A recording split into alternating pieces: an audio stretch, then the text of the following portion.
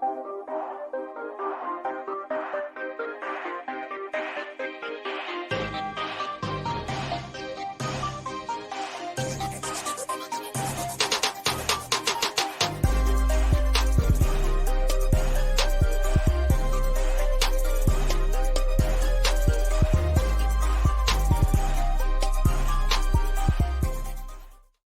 another week of soccer down here. Soccer's morning show. John here, you there. And there's plenty to talk about, trust me. Obviously, since it is a Reaction Monday, it's whatever's on your mind. And you've got Atlanta United to talk about with what happened in Chicago. And we've got Major League Soccer to talk about. Anything else on your mind that's going on? Morning, Coco. Glad that you were with us this morning. We've got, if Will is awake enough to join us, talk about what happened in Huntsville with Hunt City. And Sean, I figured Sean, as Sean is discussing his Florida Panthers this morning in the Twitch pitch, with them out to a Matthew Kachukian-based 2-0 lead. And Tom, that's what we're here for. We'll talk about it, whatever's on your mind. Tom's not wasting any time, bringing in the first salvo. Another Monday, another embarrassment to discuss. This is getting old.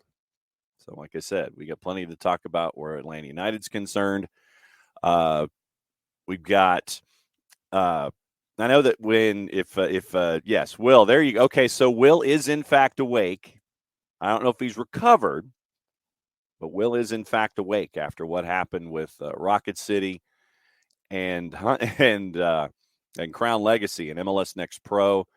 Great scenes there at Joe Davis. Watched the tail end of that match after Atlanta United 2's match was over with Orlando City B getting the extra point in the penalty kick shootout.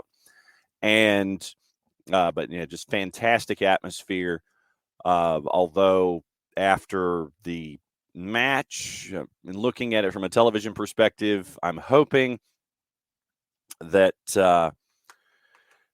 for production elements going forward, I hope that there are either scissor lifts or something that can give you slash cameras, because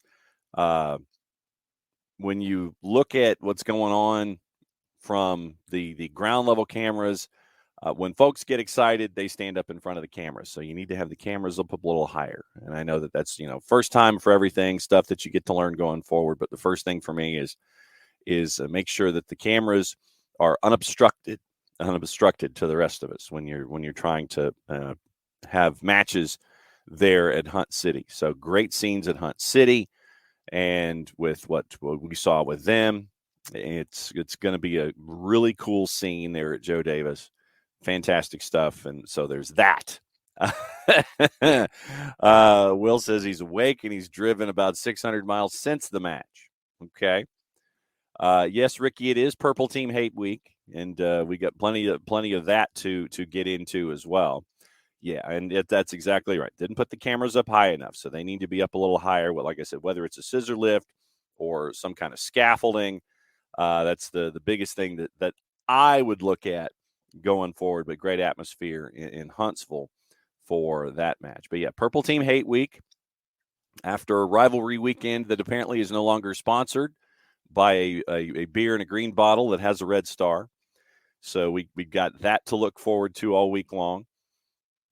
Finding out how many of you are going, and you've got all of that to get into this morning. Also, after we discuss everything that is on your mind this morning, I am going to spend a substantive amount of time on what happened in La Liga and with Vinicius Jr. There's going to be a discussion with that. So that's on the table this morning. All of the silly season is going on this morning. So literally, like I said, it's Reaction Monday, whatever's on your mind, whether it's Atlanta United, the rest of Major League Soccer, in Will's case, Hunt City, all of those kinds of things. So Will is now saying he had a wedding in Macon the next day. He had to get up stupid early in the morning after for. In a situation like that, if it's me, Will, I know, after the match is over, maybe I drive like an hour match is over. You don't necessarily celebrate a whole lot. You leave Huntsville. You maybe drive to Birmingham, stay in a hotel instead of having to get up way the hell early and having to drive from Huntsville to Macon.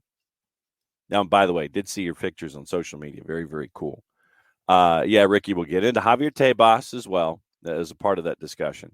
But, Jarrett traditionally now joins us in hour number 2, and there's one thing I want to talk to him about for his opening kickoff. But my opening kickoff is more of a question of the day. And there's your QR code. Once again, opening kickoff brought to us by our friends at Kickoff Coffee, kickoffcoffeeco.com. And once again, there's the QR code for those who are watching on Twitch. Good morning, Alex. Hope you're doing well. And remember that when you go and purchase Kickoff Coffee, don't forget to use the code SoccerDownHere15. And thanks to everyone who has so far, they take 10% reinvested into the youth game, Kickoff Coffee, doing some really cool stuff with Kickoff Coffee and kickoffcoffeeco.com. Okay, so Jarrett's going to join us for hour number 1 today. So we'll bring Jarrett in for opening kickoff. So, Jarrett, your timing is impeccable when it comes to opening kickoff. That's never been said, but carry on. Say nice things about me. Yes. So you had mentioned going into the weekend a requested viewing habit for the last week of a particular league and their regular season to determine, a champion and how crazy and just how completely and totally ish-based it could get to determine a champion in a particular women's league. And that women's league did not disappoint. So if you could please, sir, for your opening kickoff and for the opening kickoff, please reestablish your position going into the weekend and explain just how off the rails it got. Okay, so we'll make this quick because I know people want to do United-related things. That's okay. We'll work through this quickly. So the Scottish Women's Professional, the SPFL, Scottish Professional Women's League, SPWL, excuse me, SWPL, whatever. My brain is fried this morning. The Scottish Women's League was in a situation where it was Glasgow City up top by 2 points, with Rangers and Celtic 2 points behind, separated by a 1-goal difference. Rangers and Glasgow City played on decision day. Celtic, I think, had Hibs or Hearts. Either way, Celtic wins at 2-goal. Celtic wins 2-0. So at that point, with the live table, Celtic had jumped Rangers on goal difference. Now, what they needed was for Rangers to win by 1 goal, or to have that game end in a draw, and Celtic would have won the women's title in Scotland. Fast forward to the 92nd minute when Lauren Davidson for Glasgow City, Rangers defense falls asleep. Lauren Davidson in the 92nd minute, I believe, scores ends up being the game winner for Glasgow City, which locks up the title for them. But we're not done. We're never done. Do you think we were done? 94th minute, Rangers puts the ball in the back of the net. It is correctly called back for a foul for trucking the goalkeeper, basically.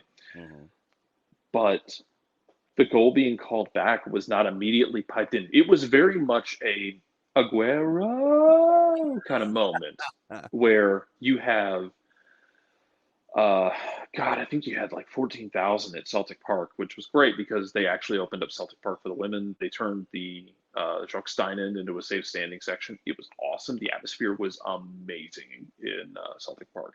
I hope they will do that more often, and I hope more people will pay attention because this league was bonkers, and this decision day was bonkers because you get that Manchester City, Manchester United vibe.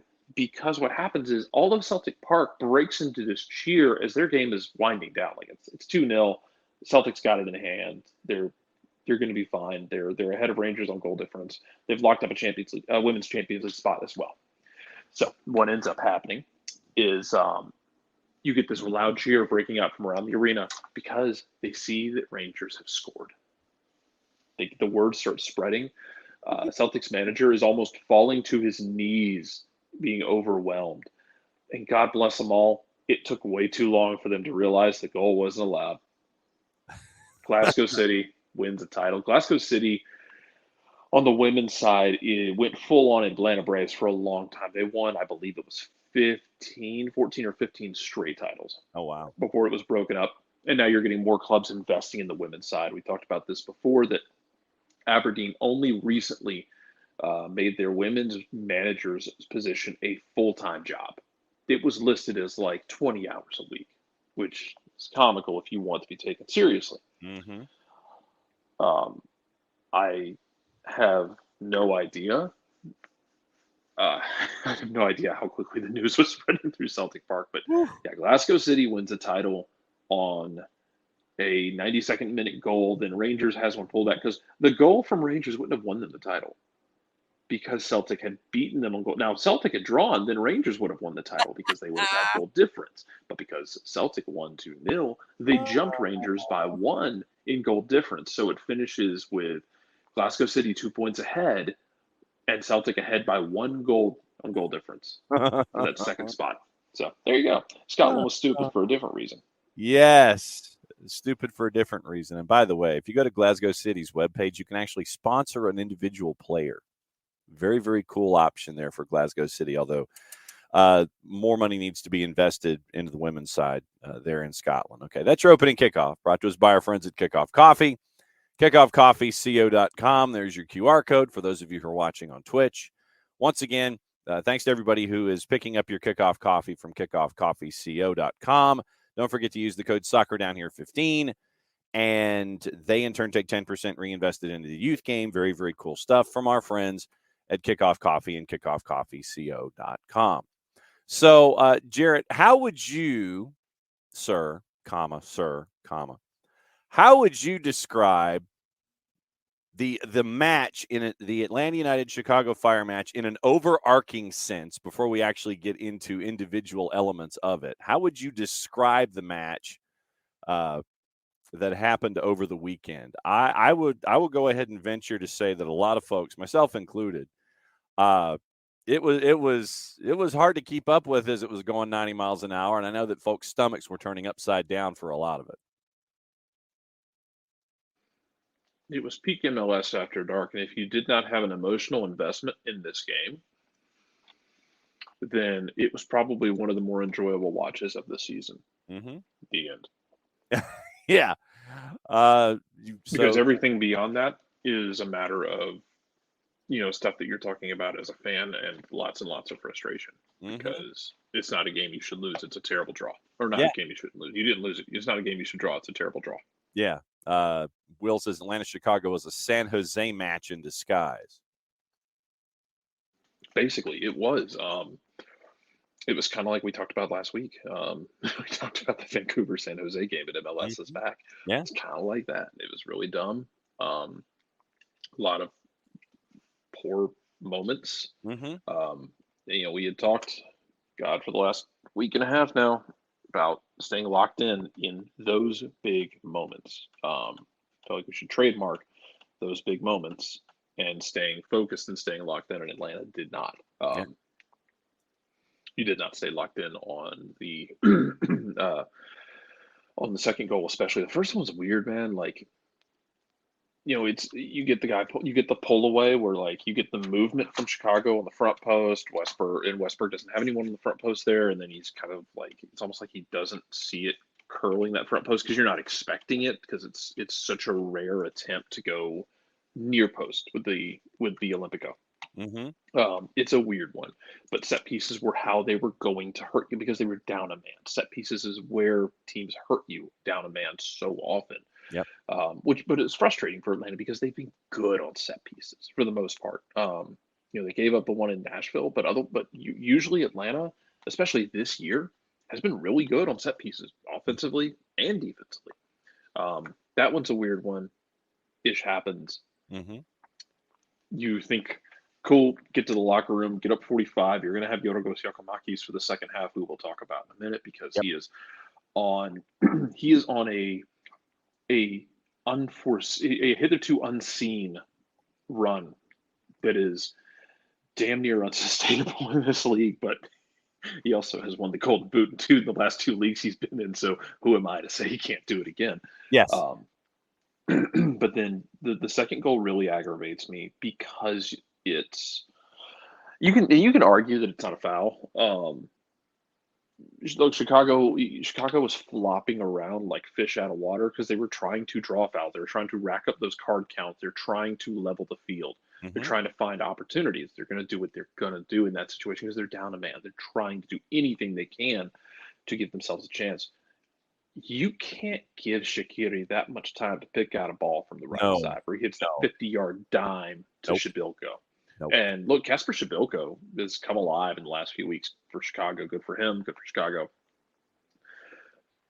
You can't give Shaqiri that much time on the ball. He's too good.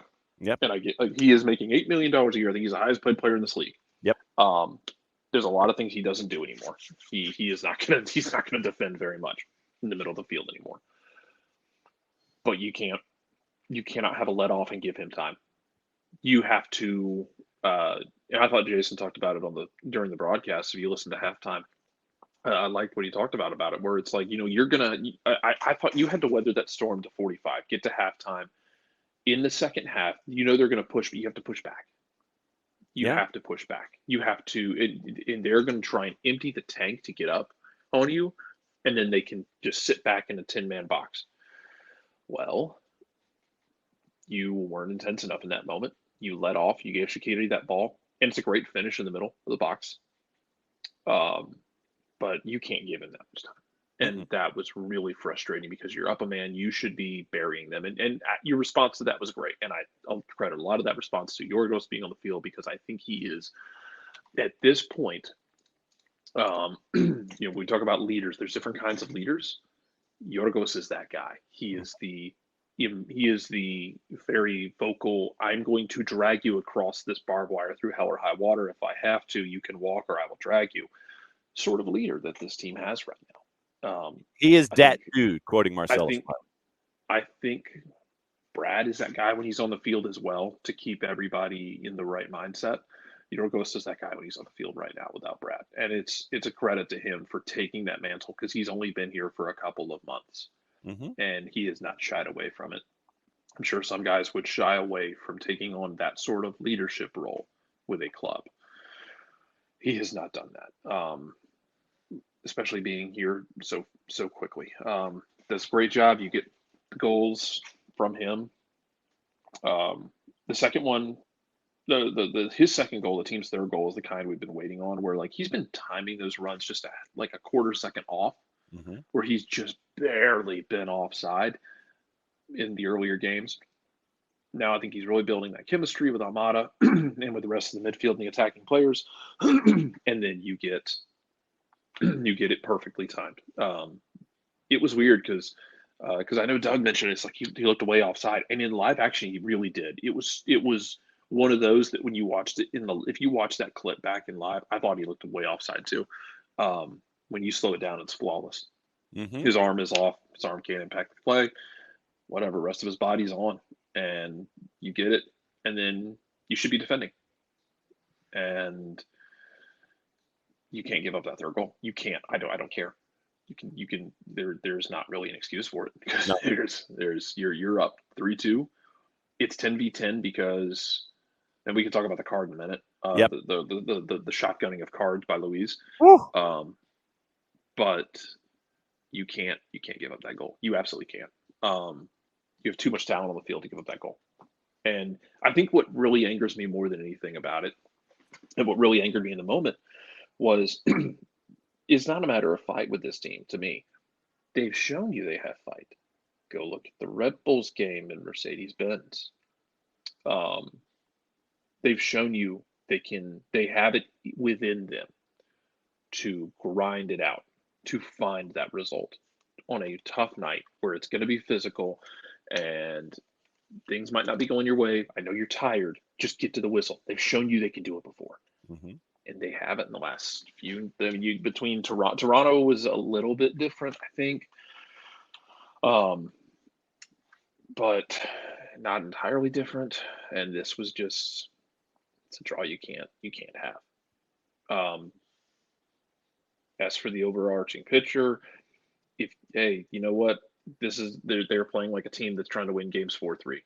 Yeah. And if you said that's what you wanted, well, that's what you're getting. They Yeah. lead the league in goals, and they're damn near leading the league in goals given up. It's And the Big 12.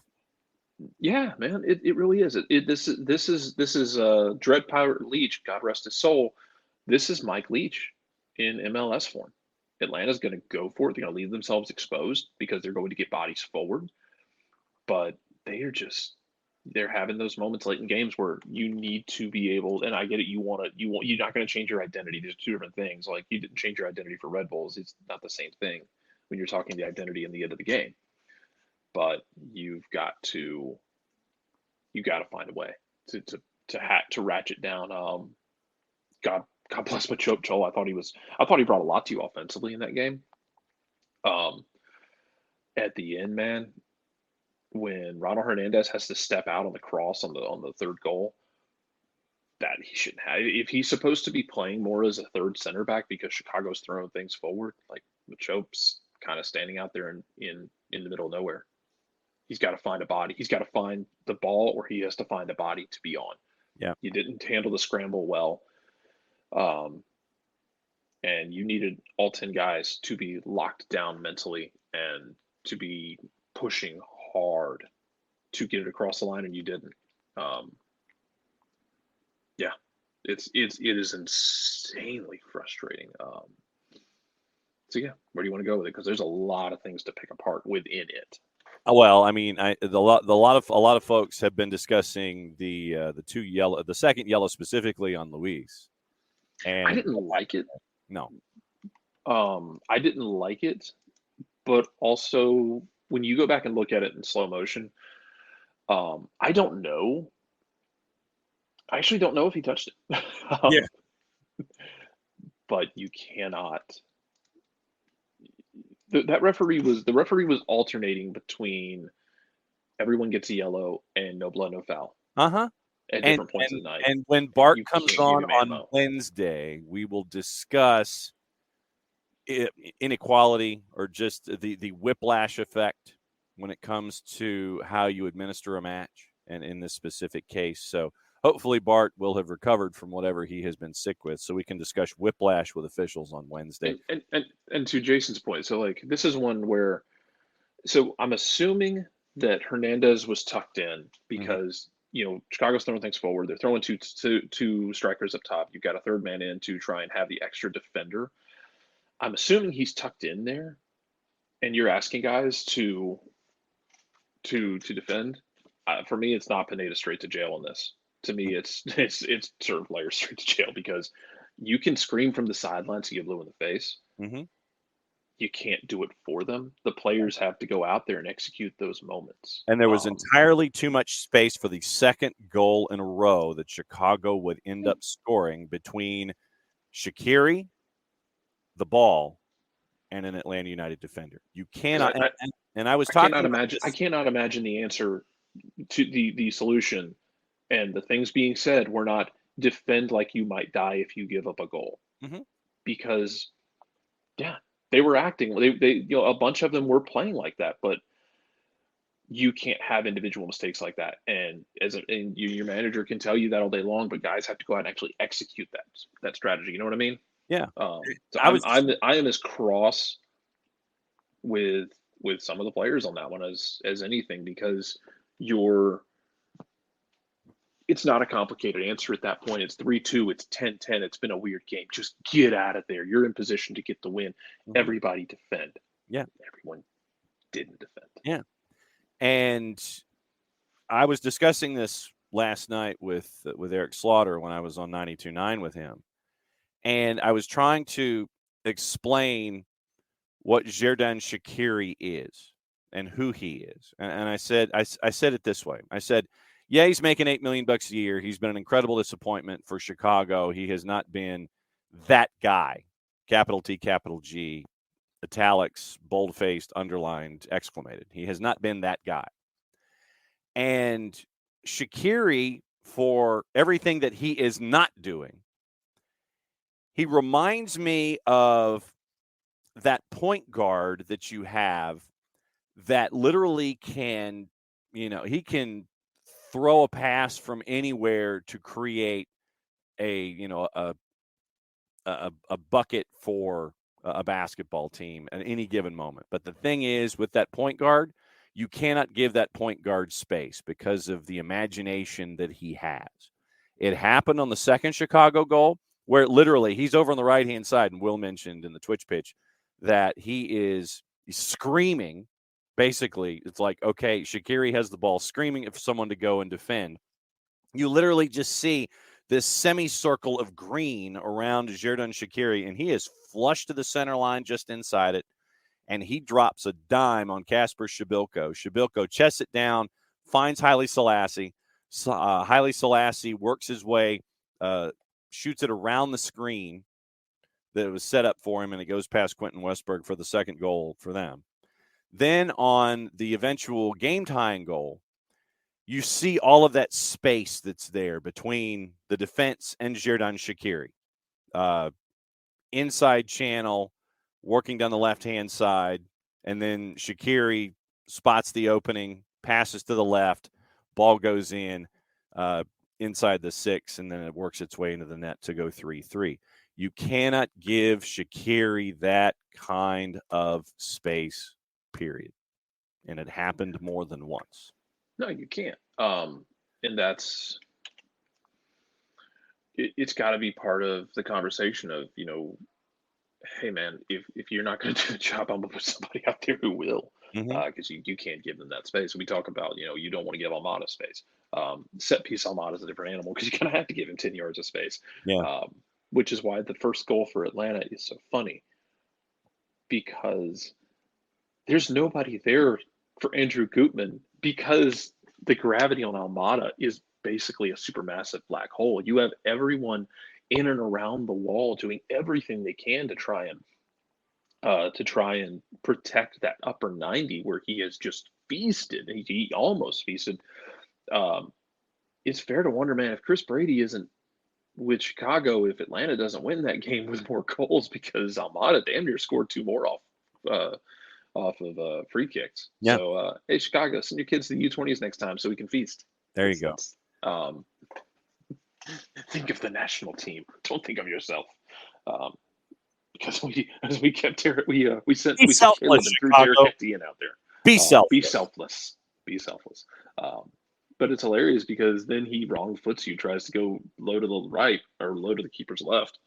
Brady makes a good save on it, but there's nobody there to deal with it except for Andrew Gutman, because everybody's worried about Almada. Just basically, Almada hits the damn ball on those set pieces as if you have like someone in a green screen suit picking the ball up after contact and just carrying it for him. Yeah. It's beautiful. Yeah.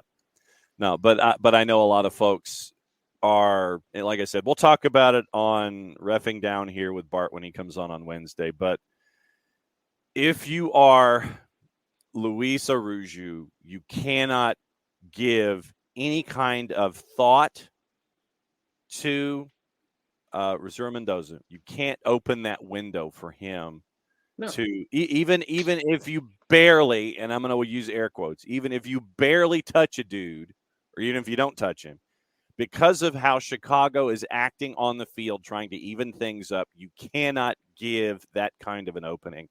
And you just committed a yellow card foul. You're fresh in the referee's mind. Yeah. You lose the duel, trademarked. Yes. You lose the duel. And even if you don't actually grab him, and I don't know whether or not he did, you reached out at him twice. You probably made contact with him twice. Yeah. They know that you're fresh on a yellow. Everyone knows you're fresh on a yellow.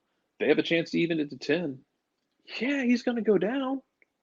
It's a super soft yellow, but you don't give them that opportunity. And you're not going to take him off because he is an older player, older being like 26, 27 years old, but he is one of your core pieces for now in your attack. And you expect him to be able to handle that situation better instead of missing and then reaching out and pulling the guy back. You can't do that. It's a soft yellow, but that's not the point. The point is you don't put yourself or your team in that situation. And you have to be smarter. He's going to get a fine to come with it, by the way, because he didn't leave the field immediately. He stood there and argued for a while. Yeah, and that So didn't help it either. No, he's gonna get another fine to come with it. Whatever. Yeah. You you did the wrong thing at the wrong time. Mm-hmm. That's not why you drew. You drew because you didn't finish the drill at the end of the game on a Correct. team that is kind of slowing down their new manager bounce that you should have beaten in their house, in a house of horrors for you, where you have gotten absolutely hammered repeatedly when you go on the road to Chicago. Either Yep. building, Yeah. Soldier Field or Bridgestone. It's been hell for Atlanta United. It's a great chance to build some momentum, and you didn't do the job.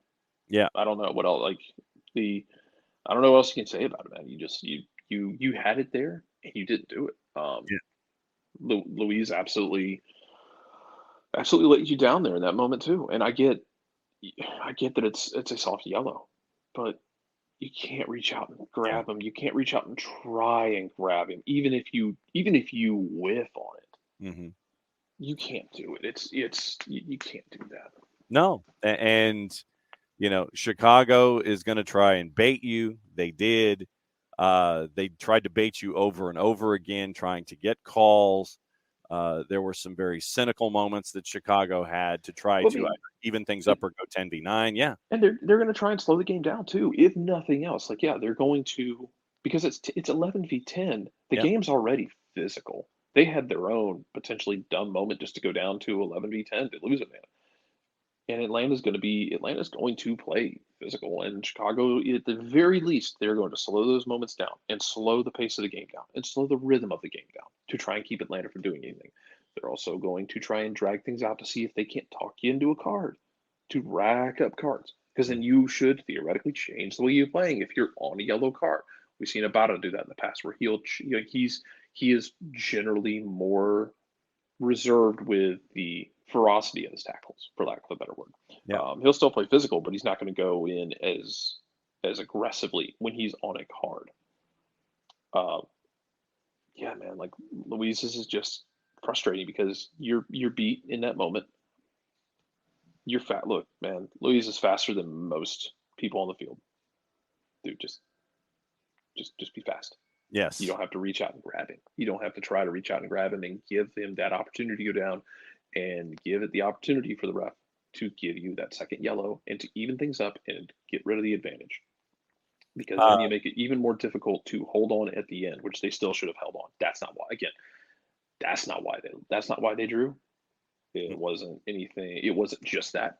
Certainly wasn't the officials. No. It was you had a letdown. You had multiple letdowns in a very weird game. Again, it's the kind of game, I think if you're a neutral, this game was an absolute joy to watch because it was drunk off its ass. Mm-hmm.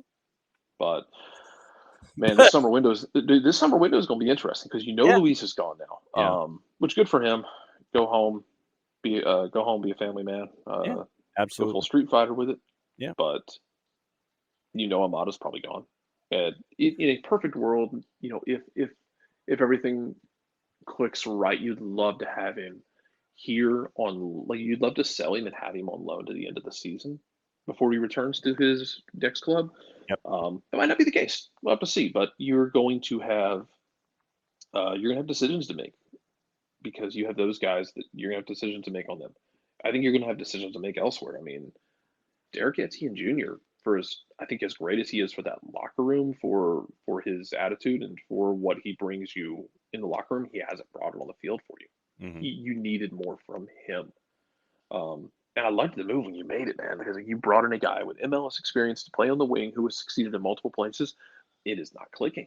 It is not working. And you have to figure out something. You're going to have money and potential moves to play with in the summer. It's always audition time, but it's super, super audition time right now for some people. Yeah. It is going to be an interesting window, if not one of the most active windows that we've seen from Atlanta United. And I know that a lot of folks are looking at Thiago Almada, but remember that Will asked about the VAR. I think if it's the one where Chicago's red, I think it was mistaken identity. They Yeah, were they were checking to trying make to sure they figure out had if the. they were trying to figure out if it was Pineda or if it was Navarro. Yeah, they were, and that's what you would want them to do. I'd have to check to see if that falls under, because it's not a straight red. I don't know if you can VAR those yellows, or if, I have to remember and look it up, and I can't right now Mhm. about if a second yellow can be VAR'd in that way. But yeah, they were making sure that, but mistaken identity can be. Yeah. So I mean, once you've given the card, you've given the card. You just want to make sure you give the card to the right person. And Mhm. credit to Miguel Berry, by the way, Yep. who look, Miguel Berry's another one that like hasn't been good. You need to look at another striker option because it hasn't been good enough. You've got to you got to see about improving that. But credit to him in that moment for getting that turnover and seeing the space and not hesitating and driving into that space. And you forced them into a mistake. You get situations like that. There are moments where you are going to force a team to make a play, and when you force them to make a play, sometimes they do, sometimes they get it wrong. That Mhm. might result in a penalty, might result in a foul, might result in sending off. But you have to force that. You have to make a play and force them to make a play in turn. And sometimes that works for you. Sometimes they make the play. That's okay. The discussion about Thiago Almada, and this is another element to this. Coco says, highly doubt a European team would offer the kind of money Atlanta wants in the winter, though. So summer is the most likely window for me. The hope is always that he can be loaned back. And I think that It'd be Coco, great. I'm not the counting long, on it, but it'd be yeah, great. I think the longer that any kind of a negotiation takes in the month of July and you get closer to the beginning of August, that would probably be more of a possibility than just an outright transfer. Because if you think about it, you're looking at a team in Europe that is trying to prepare for European football. They're already in training camp and they're getting ready for play, where you don't have this individual that you're looking for in Thiago Almada. And so I would imagine and I would anticipate that the longer a negotiation takes, the more likely it would be that he is loaned back because of missing all the training camp, all those kinds of things, and not being able to integrate properly into a team from day one, match one, in whatever league we're talking about. Specifically, we could just go ahead and say Serie A because that's where the words that we have been discussing have been. So I think the longer a negotiation takes, the more likely he is loaned back. And you're looking at maybe a couple of million less if you were to take if he's to be loaned back as opposed to being outright, sent over and not returned. So I think that whatever fee you're staring at, 35 to 40 is what we've been hearing. I think that the closer you're getting to the top end of that means an immediate release and and a transfer, as opposed to being loaned back where you could knock off a couple of $1 million off the Maybe, loaners. Like, I mean, maybe again, I'm not counting on it. It would be awesome if you got him back on loan. I don't want to talk about it like we're expecting it to happen, though. right. True. So, Yeah, it's I don't want us to discuss it like it's something that we expect to happen. It's right. great if it does. Yeah. I don't necessarily expect it to happen, and if it does, you're not getting as much money for it because if I'm paying, let's say, because I think it was Garcia Gallardo mentioned 40 million was Yeah. what Atlanta was looking for. Right. If I'm shelling 40 million for a guy, Ooh, I want him in training camp the day before. I want him to get a flux capacitor, and I want him in training camp the day before. correct. I'm not shelling 40 million for a guy with the idea of, hey, you can go finish this season there. We don't need him for the early season, possibly European games, because the teams that would be getting him are teams that you assume will be involved in European games Mm-hmm. in some sort of Champions League, Europa League, Sicko Europa Conference League for the degenerates among us. Yeah. So yeah, it's yeah, I'm not counting on it just because when you were asking for that much, it's unless it's like unless it's like an oil baron chic kind of team, um, where 40 million means nothing to them. If I'm Mm-hmm. spending that much on a guy, if Yeah. I'm Napoli and I'm spending that much on a guy, Mm-hmm. I want him here immediately. Even if he's not playing every game, I want him here immediately, and that's just me personally. Right. So that's what you're staring at. So, yeah, you're shelling out a bunch of dollars. You went in there much like you went in there the week before. So that's what we're staring at. So there's a lot of that. What else sticks out in your mind from the match other than Shaqiri defense closing things down, Luis Arujo, all of Yorgos Giacomakis. that dude? Let's talk about that. Because Yorgos is He's the man. He's second in the Golden Boot. He has 8 goals. He's done it in less than 600 minutes. Everyone else who has 8 goals is over 1,000 minutes.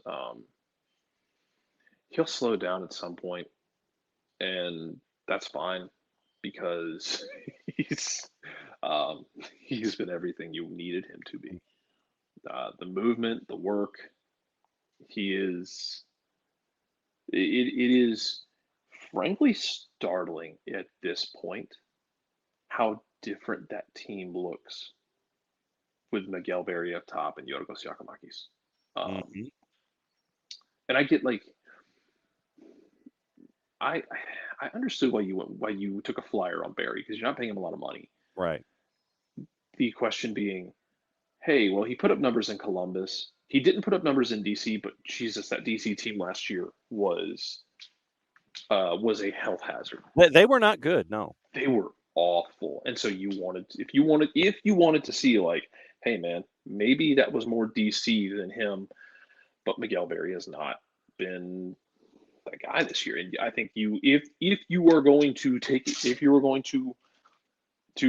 go at this, that's something you got to work on in the summer window. It needs to be hey, we need to find another backup strike option because Miguel Berry he's not been giving you enough. Like, and you can have a striker who's not necessarily scoring goals, but he's making people around him better. He's being unselfish and using his gravity to unlock things for others, but it hasn't consistently happened. Jackson Conway's in Phoenix. I don't think Jackson's playing very much in Phoenix right now. No, last time I checked, he's not. I'll double check those minutes. Keep going. So you need to find another strike option. And like I said, I understand the idea that that guy put up numbers in Columbus as a depth striker, and it didn't work in DC, but DC was kind of a mess. He's playing for Hernan Losada for part of it, and Losada's Montreal's kind of crashing back down a little bit, but good on they won like 4 or 5 straight. They were doing really well for a while. Yeah. But Losada's DC teams are a mess. So I understood that idea, but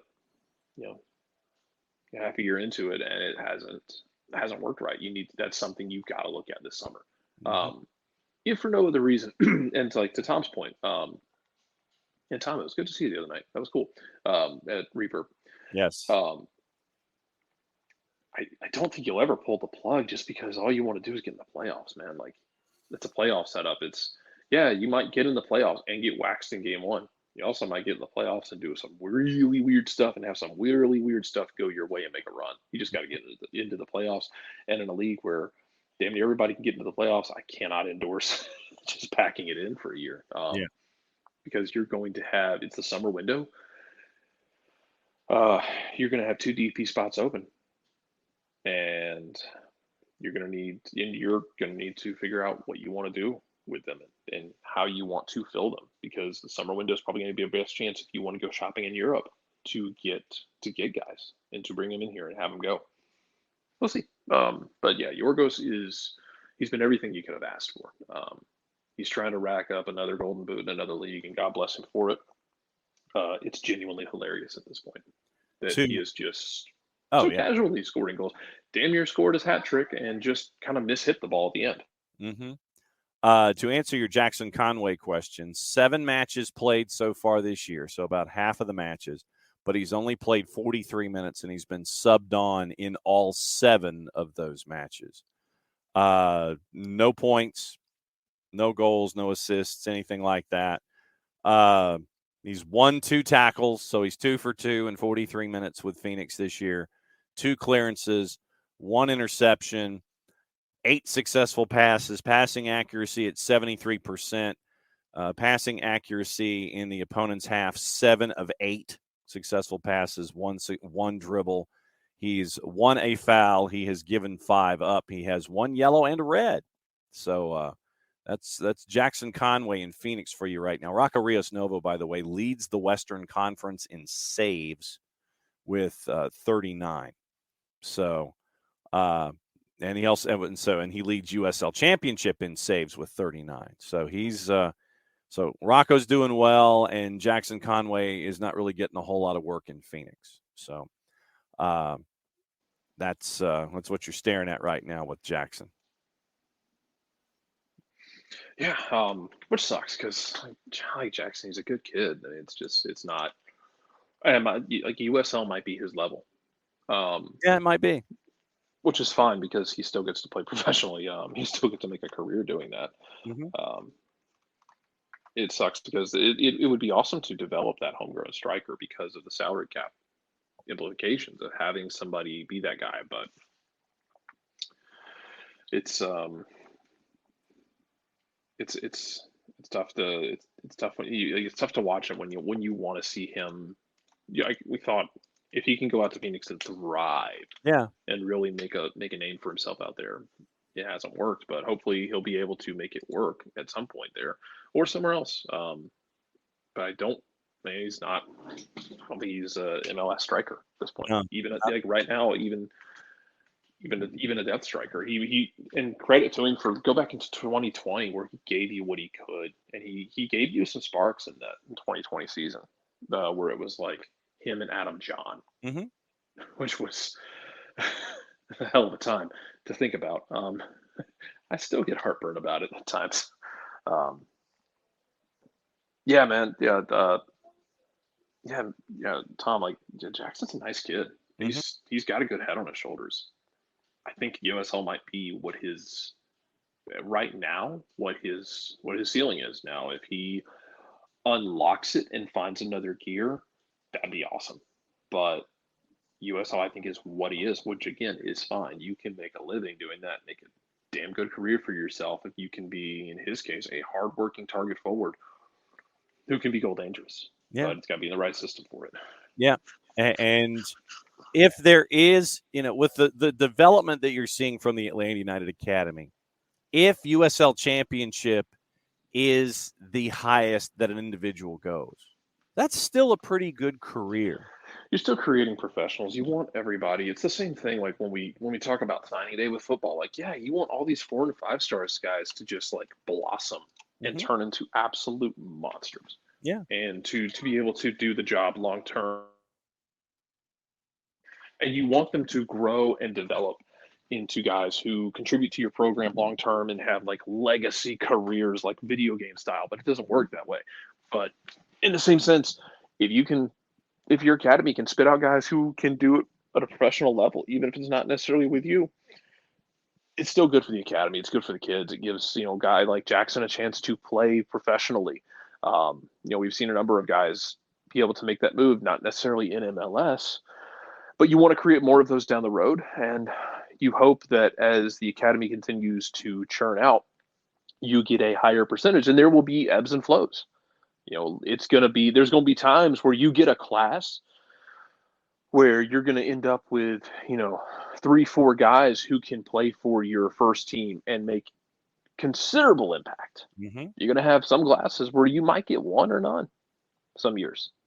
And it's going to be tough at times to deal with. Even watching the U16s under Kevin Kratz at that MLS Next tournament last week, like some of those kids, like Ashton Gordon, was really fun to watch. He wasn't playing with them because they're aging him up to the U18s because that's his level of competition. Yeah. Some of those kids are good, but we also don't want to get too far ahead of ourselves. We're like looking at a 15-year-old kid like that kid's the future. It'd be awesome if he was, but can we wait and see? Can we see what he grows into? Yeah, one of the other times of the year with me, we get to see that a lot. With one of the other me's, definitely get to see that a lot about 15, 16, 17, and 18-year-olds. Really, yeah, it's like they're going to be the next second coming for insert college football team here. They're 15 years old. They're 16. It's just, So here,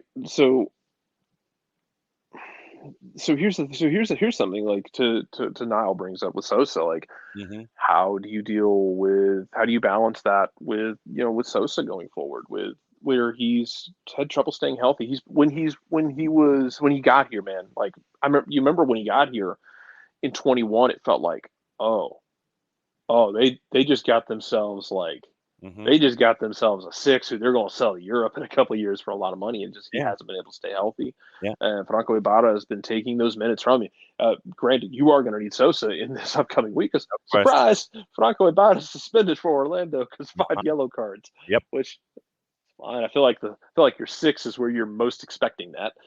But yeah, man, we'll see what they do with it because um, you gonna have questions about filling that about how you fill that spot and who's gonna be kind of your backup six. Is it a Noah Cobb who you take with you and say, hey man, I need you to be ready to go because if I need someone else to play either as a center back or in front of the back line, I might be turning to you, which would be interesting because one of the criticisms of Atlanta's defensive midfield has been coverage and speed, which Noah has in spades, man.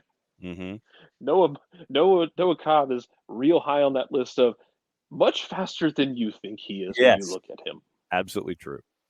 Tom, before you go, I know that you said that you have to dip into a meeting, but what we will do in racing the clock here against Tom going into his meeting.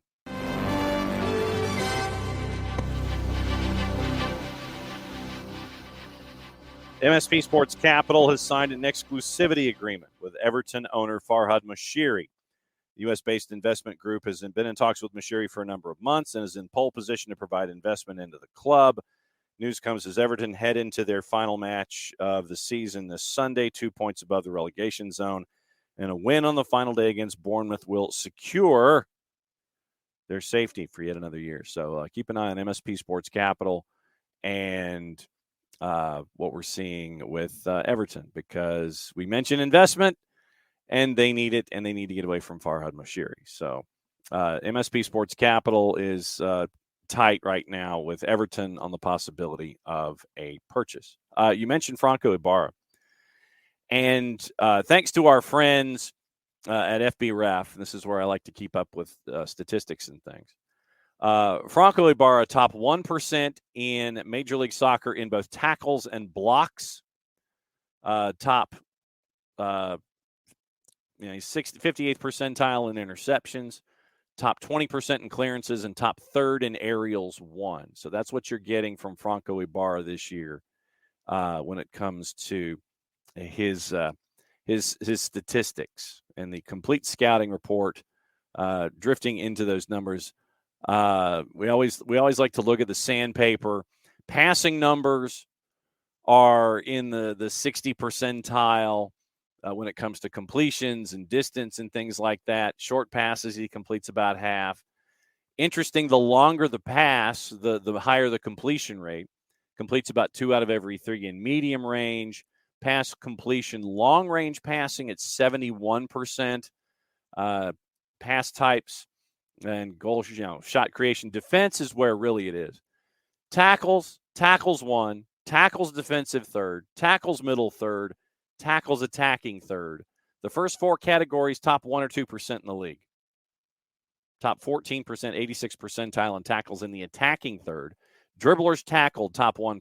Dribblers challenged, dribbles challenged, top 1%. Percent of all dribblers tackled, 5 out of every 6. So he's 83rd percentile.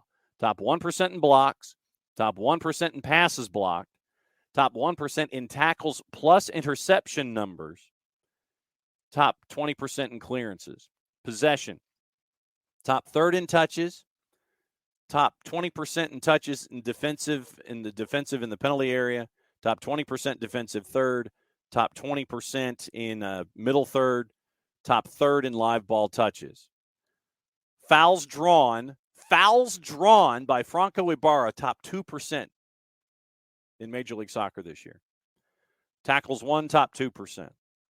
Aerials won, top third. So that's what you're getting from Franco Ibarra this year, courtesy of our friends at FB Ref. That's some serious stuff defensively. Yeah, he's been very good.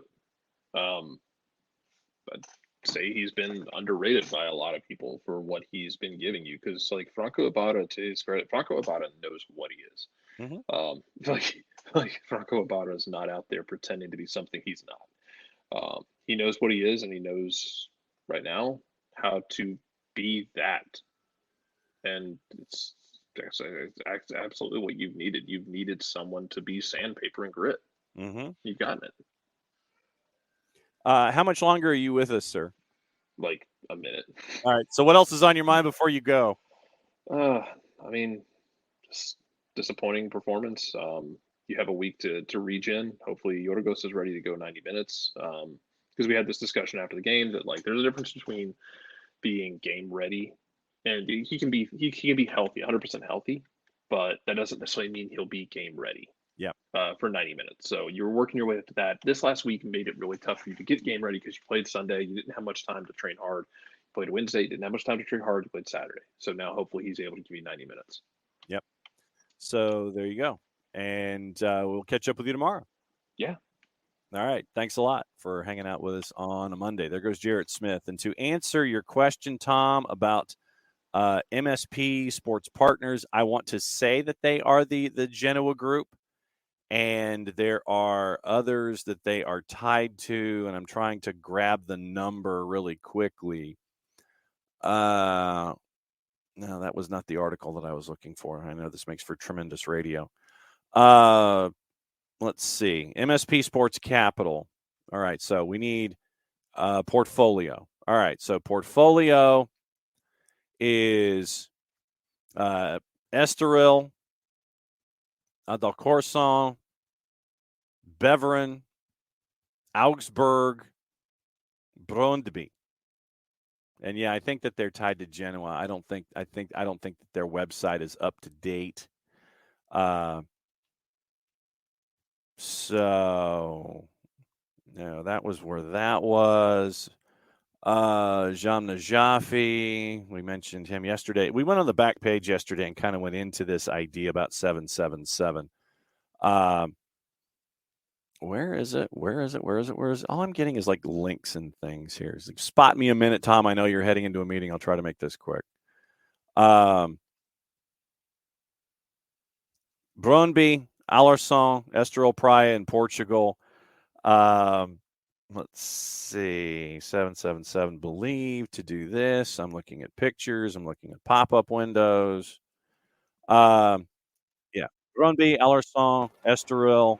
That's what we're staring at, but I do think they've got a piece of Genoa as well. So they if I remember correctly, that was part of the answer. So yes, I think that they got pieces. So yeah, they got pieces, Tom. So they're all over the place when it comes to their multi-team model.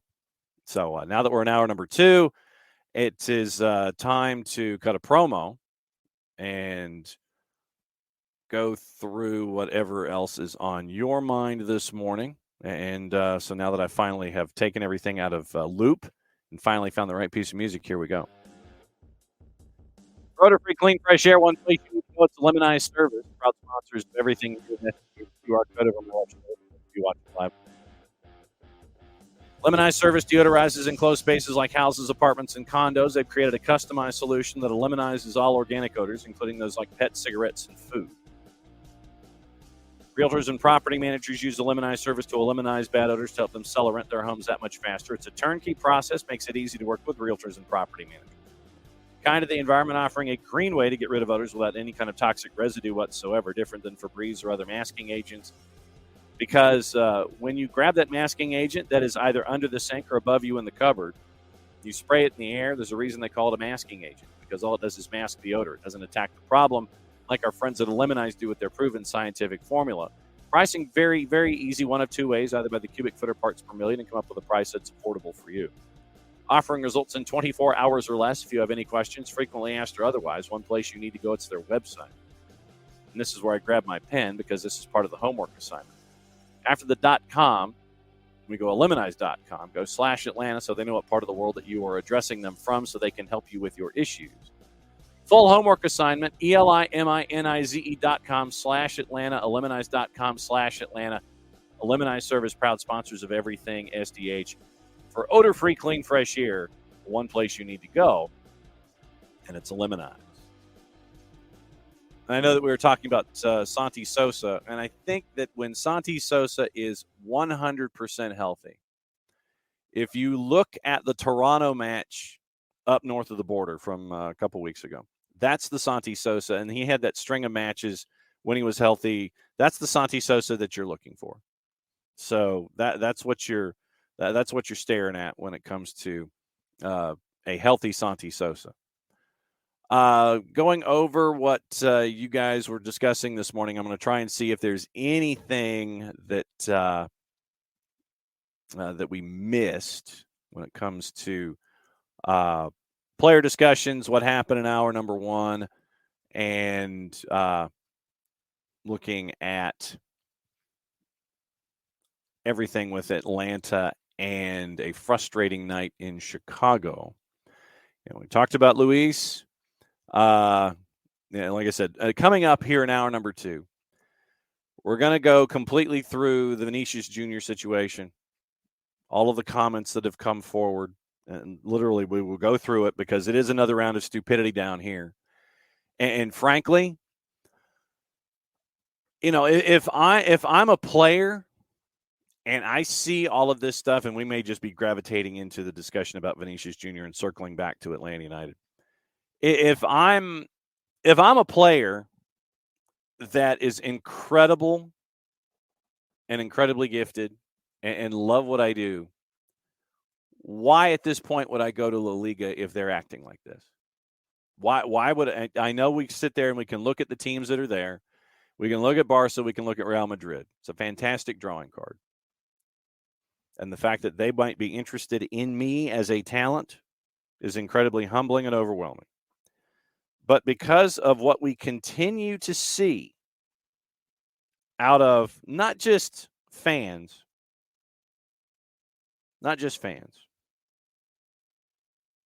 but the president of the league, when you see this kind of stuff, why would I want to go? Why would I want to go? Seriously. Coco might be on the right page. Disband and ban all of Valencia's supporters groups. Find the club to the point they have to pass the expense onto the fans buying tickets. No supporter section for 2 years, at least. Those are Coco's ideas. Coco, you're not far off. Michael Valverde, back in hour number one. We need an emergency check-in with Bart on the rules around using a stray ball to break up an attack by kicking it into the active ball while in the box late in a one-goal match. Well, racism's on display. Yeah. And we can talk about the I got it, you take it from the I got it, you take it from what we're seeing with what's going on in the Bundesliga. It's like, nope, I don't want it. You can have it. I don't want it. You can have it. Nope. Don't want it. Nope. Don't want it. So there's plenty of that to get into this week. I'm trying to see if I can find the. All right, so Real Madrid has come out with a statement, obviously in support of Vinicius Jr.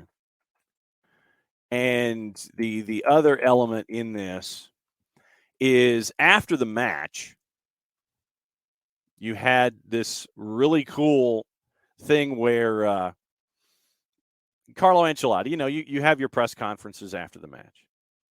And so after the match, reporter asks Carlo Ancelotti, it's like, hey, well, do you want to talk about the match? Ancelotti goes, yeah, and then he goes for 3.5 minutes to discuss what happened with Vinicius Jr.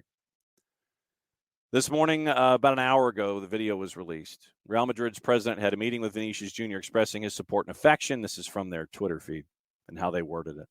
Informing him of all the steps that are being taken in his defense and confirming that the club will go to any length in the face of such a disgusting, hateful incident.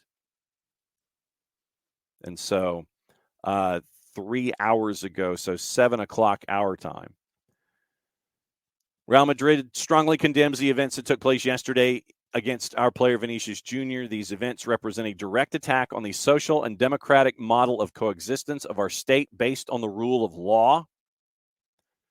Real Madrid believes that such attacks also constitute a hate crime and has therefore filed the corresponding report with the Attorney General's office, specifically with the prosecutor's office, against crimes of hatred and discrimination in order for the facts to be investigated and for those responsible to be held accountable.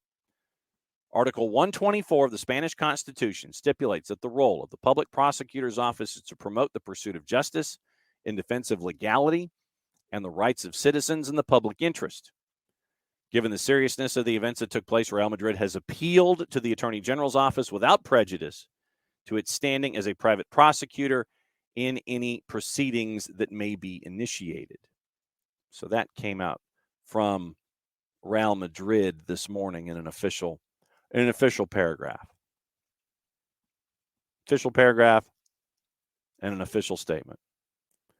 Carlo Ancelotti yesterday.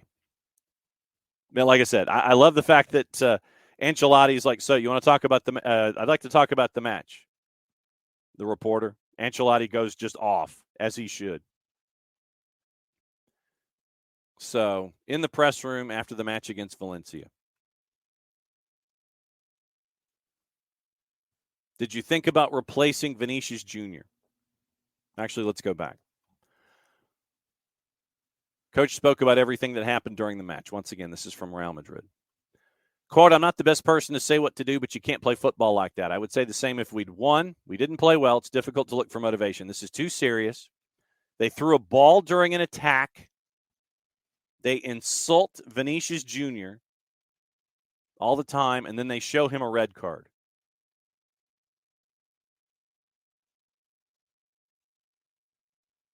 I'm very sad we have to put an end to this because it's 2023.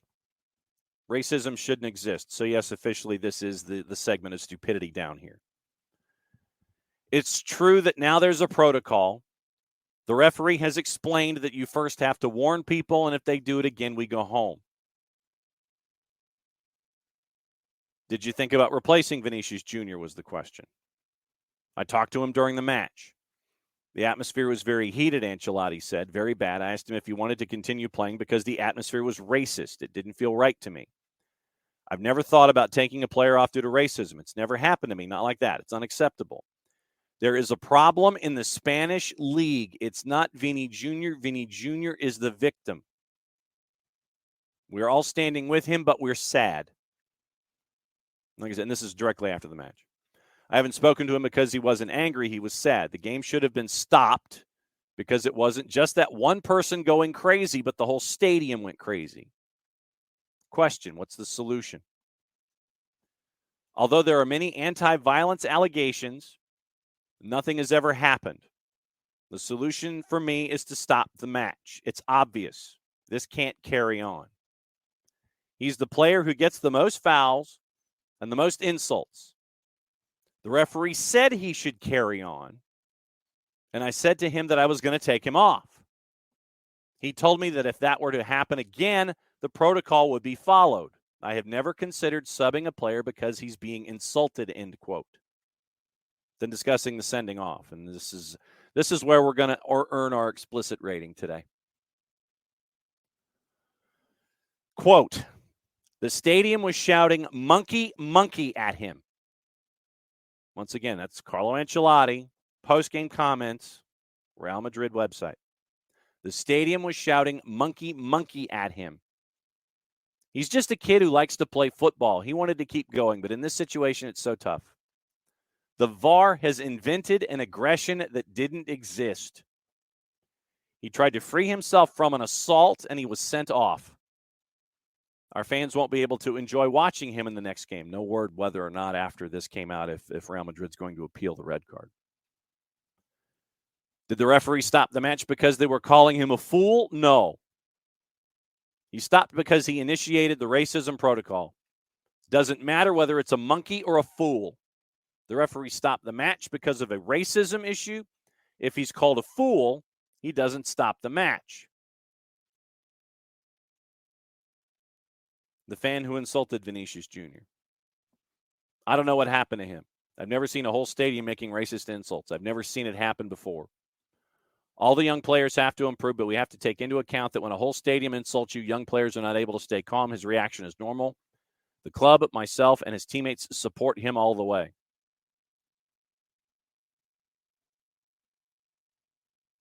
That's your post-game comments from Carlo Ancelotti. Vinicius Jr. went on Twitter as well.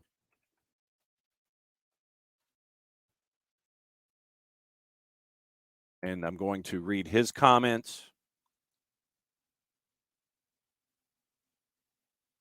And obviously, they're translated. After the match, this is about 4:20 yesterday afternoon. Translated, it's Google Translate from Portuguese. Quote, "It wasn't the first time, nor the second, nor the third. Racism is normal in La Liga. The competition thinks it's normal. The federation does too, and the opponents encourage it. I'm so sorry. The championship that once belonged to Ronaldinho, Ronaldo, Cristiano, and Messi today belongs to racists. A beautiful nation which welcomed me and which I love, but which agreed to export the image of a racist country to the world. I'm sorry for the Spaniards who don't agree, but today in Brazil, Spain is known as a country of racists. And unfortunately, for everything that happens each week, I have no defense. I agree, but I am strong, and I will go to the end against racists, even if far from here. Even if far from here." Then Javier Tebas. I don't even know legitimately where he was wired or if he is. So after the incident, yeah, Vinny's the one in a chokehold, and Vinny Jr. gets the red. So Javier Tebas, he then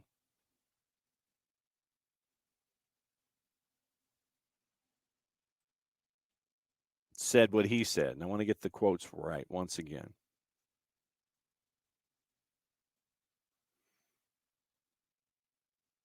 So Javier Tebas on Twitter in response, once again, translated from Spanish. "Since those who should not explain to you what it is and what it can do at La Liga in cases of racism, we have tried to explain it to you, but you have not shown up for either of the two agreed dates that you requested yourself. Before criticizing and insulting La Liga, it is necessary that you inform yourself properly, Vinicius Jr. Do not let yourself be manipulated, and make sure you fully understand each other's competencies and what we've been doing together." Vinicius Jr. responds, "Once again, instead of criticizing racists, the president of the Liga appears on social media to attack me. As much as you talk and pretend not to read, the image of your championship is shaken. See the responses to your posts and have a surprise. Omitting yourself only makes you equal to racists. I'm not your friend to talk about racism. I want actions and punishments. Hashtags don't move me." So literally, and the video is out. It exists. Valencia fans singing, quote, "Vinicius, you're a monkey," during Real Madrid's arrival to the stadium. Started there.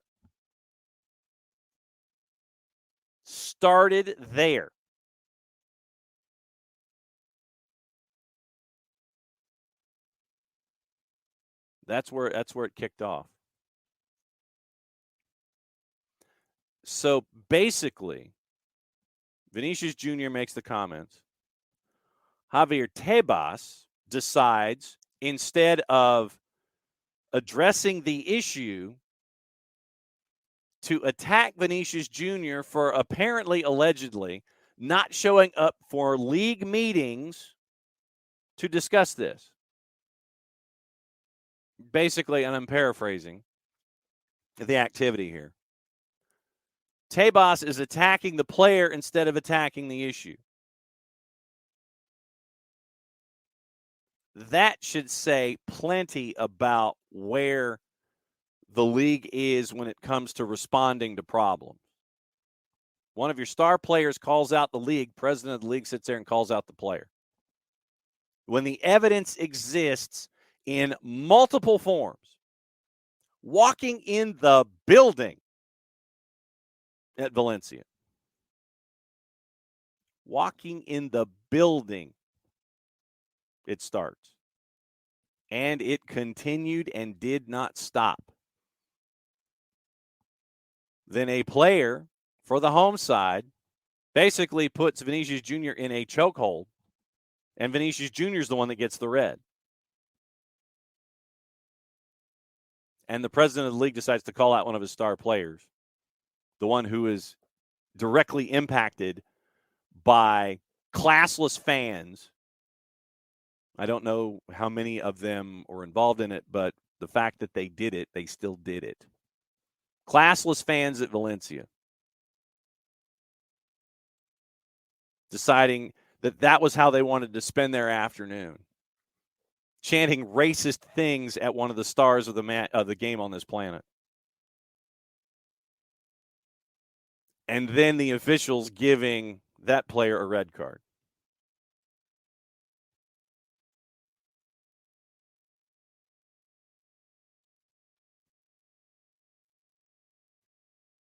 Hashtag doesn't move me.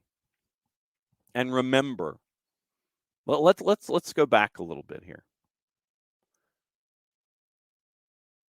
Remember when Vinicius Jr. back in September had to go through the same thing.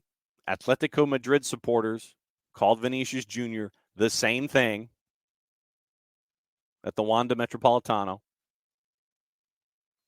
A Spanish prosecutor later concluded the chants did not constitute a crime as they only lasted a few seconds. Targeted by racist chants from Valladolid fans in January. Mallorca Osasuna supporters in February. La Liga filing complaints to courts. And Atletico forward Alvaro Morata calling for those responsible to be banned for life from attending matches. I love the thought. Ban them for life.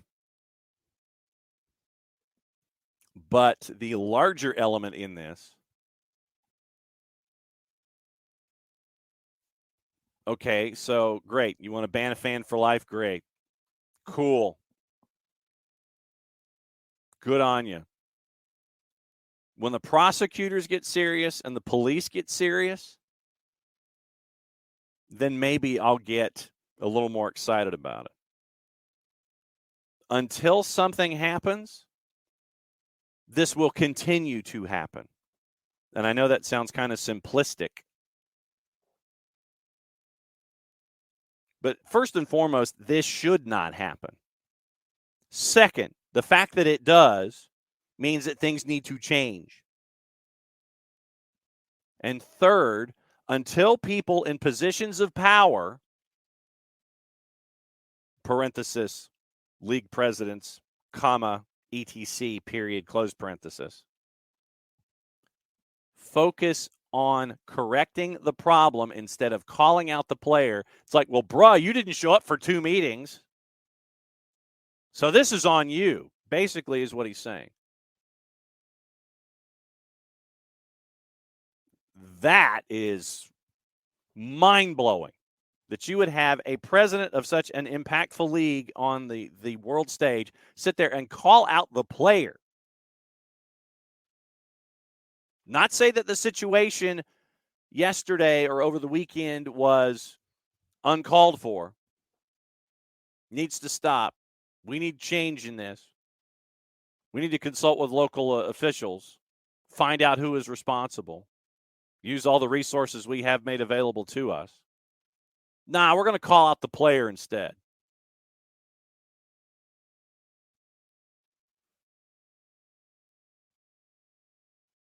So let's go back.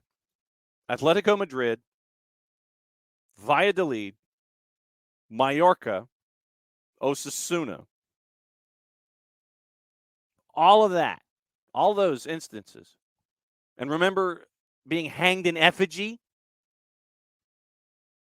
All of this ish. And the president of the league wants to turn around and sit there and go, well, no, you didn't show up for a couple of meetings. So before you pop off, you need to come to the office first. You need to come to the principal's office before you sit there and you mouth off in the hallways before going to class.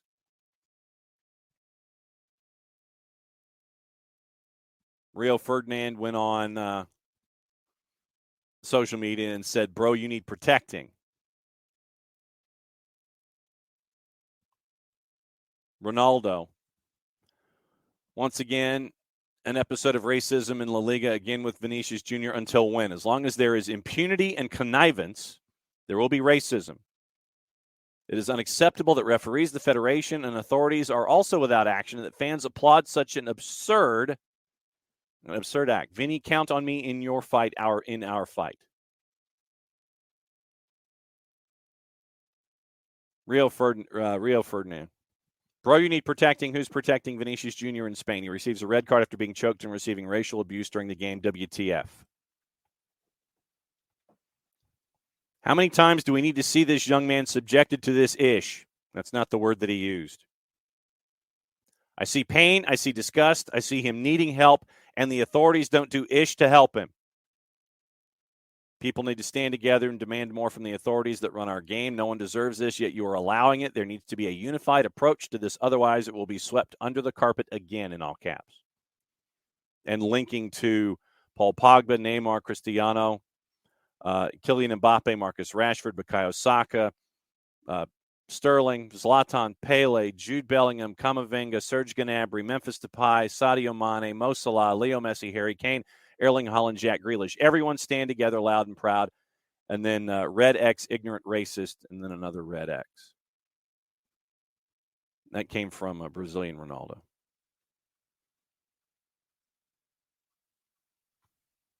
So for Javier Tebas to sit there and go after the player instead of the problem, once again, that should tell you all that you sadly need to know about what's going on.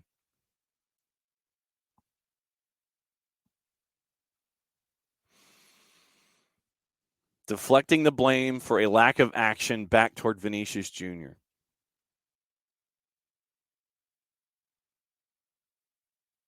Hashtag does not move me. And Ricky mentioning Brazil's president, Luis Ignacio Lula da Silva, spoke out against it. Against the abuse that he is being subjected to. Flamengo came out. It's even more shocking to know that it is not the first time and that so little has been done to fight it, meaning racism in the Spanish league, and to stop it from happening again. Seleção's Richarlison, quote, they always did whatever they could to stop blacks from coming near the top. They've enslaved, marginalized, and killed, but they will never knock down those who are born to be big. History forgets the rats and makes those fighting these bad people much bigger. I'm with you always, Vini. We mentioned the statement from Real Madrid. Valencia came out. They wanted to distance themselves from their supporters. Valencia CF, in line with the club's permanent commitment against racism and violence in all forms, announced that the police has identified a fan, I guess that's a start, who made racist gestures at Real Madrid's Vinicius Jr. in the Matchday 35 match at Mestalla on May 21st. The club are also working along with the police to confirm the identity of any other potential offenders. From the moment that the unfortunate events occurred, the club have analyzed all the available footage, working alongside the authorities as rapidly as possible to clarify what happened in order to be able to act quickly and forcefully. Valencia CF have proceeded to open a disciplinary case. will apply the maximum level of severity, including a lifetime stadium ban against the fans involved and is working closely together with the authorities. The club strongly condemned this type of behavior, which has no place in football and society, does not correspond to the values of Valencia CF and our fans. Valencia CF have taken a strong stance against racism and have previously acted with the same forcefulness in 2019 with a lifetime ban for a fan who made fascist gestures to Arsenal fans in a UEFA Europa League game. End quote. A fan. A fan. So that's what we're staring at. A fan. So, yeah, you get that.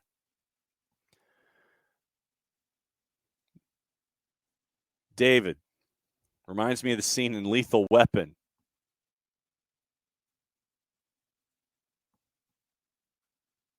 Where Danny Glover is talking to the embassy about visiting South Africa, where we're assuming this man doesn't know he's black. This La Liga response is insane. Yeah, it is. But once again, it's Javier Tebas.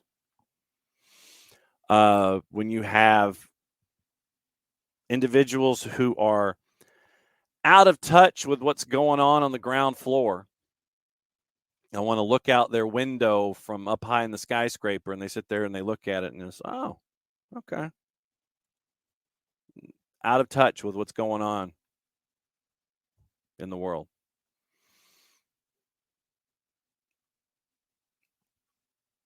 And for Will, the disgusting part of it is how open it is. Uncle, how hard to argue that line of reasoning if they do nothing to change. Ricky. Be gutted if Vinicius was playing somewhere else, but honestly, don't blame him if this is what made him want out of La Liga. Sucks that we would be the one getting punished because the rest of the league wants to be racist. Uncle is still in shock. Red Bulls allowed Dante Van Zier back. Shouldn't have any room for that kind of behavior. Apparently, to that point, Uncle, and I want to get the wording right about what Dante Van Zier. Okay, so a couple days ago, and this is from Red Bulls themselves, and we're drifting in the same lane of traffic, and I know I'm kind of weaving a little bit here back and forth. We're going down we're on the same lanes of the freeway. Just I'm shifting a lane for a second. Back on Friday, in the days following our match with San Jose, after careful review and support from Major League Soccer and leaders in the diversity, equity, inclusion space, the club appointed a reputable firm to help introduce a restorative process to all facets of the organization. Dante Van Zier began a comprehensive program including emotional accountability, restorative practice, and cultural sensitivity sessions in mid-April with the outside firm. He continues to have sessions now and moving forward. We have held restorative process sessions with our players, sporting and front office staff, academy players, and their parents or guardians. Van Zier met with the team as he re-entered training and was unanimously approved to be able to return to the team in an anonymous player vote. Troy Lesane in his pre-match presser. I would say it's been a process. It's been a very long process for Dante, for our club, and for our supporters. The process is not done by the reintegration this weekend. First, I would like to say that there is full focus on the match this weekend. I think that is very important. This group, since last Monday, has done an incredible job in focusing under challenging circumstances, and this is another challenging circumstance. Wednesday night was challenging because we were down players. Now, this is a challenging circumstance because of what's going on in regard to Dante. In terms of his process, what I would like to speak to is that the process started with Dante, number one. Dante did a very good job of admitting to the mistake, owning the mistake, recognizing that it was a huge mistake. There were consequences that followed that for himself, for our club, for our supporters, for San Jose. There were a lot of parties involved in this, and he took ownership, maybe not in the immediate, but very shortly thereafter, in order to start this process toward healing. He's gone through a rigorous process, one that MLS is involved with. Certainly our club has been involved with. We hired an outside firm to make sure that the restorative process was thorough. Speaking to that, he's been involved in 6 or 7 sessions with this firm. That has been a very important educational process about the impact of something like this for both himself and everyone that has been involved. The club, the players, the staff members. I think it's made him more and more aware of how that has affected others, as well as why it's wrong and why this was a huge mistake. Where I can give Dante the most credit is the way that he's restored individual relationships within the guys that's outside of a formal process.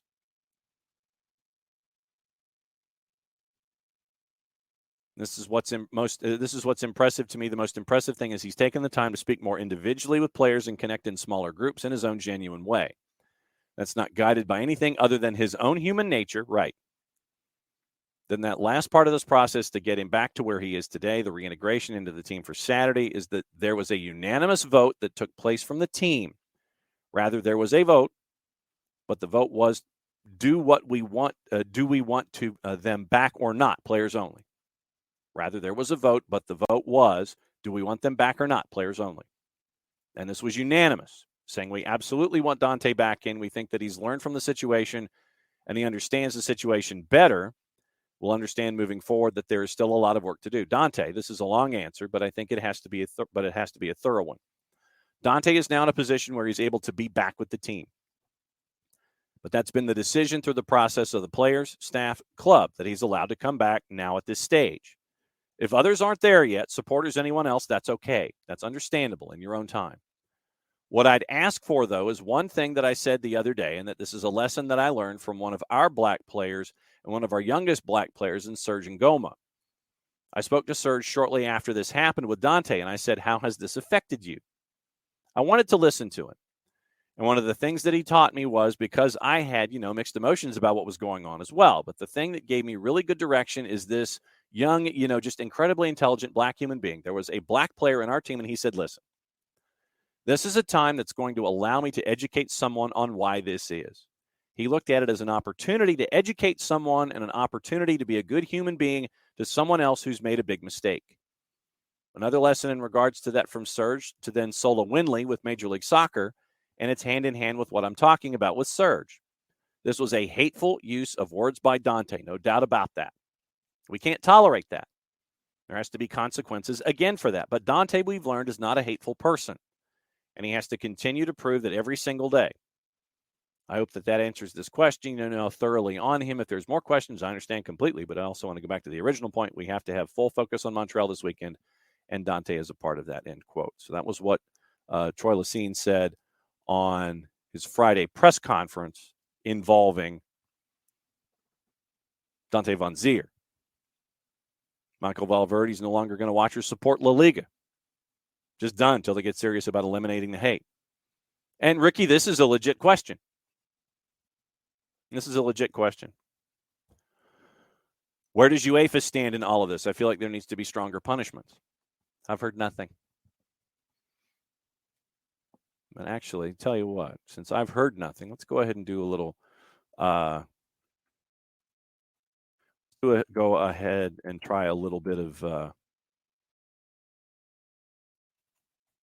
did I could spell Vinicius.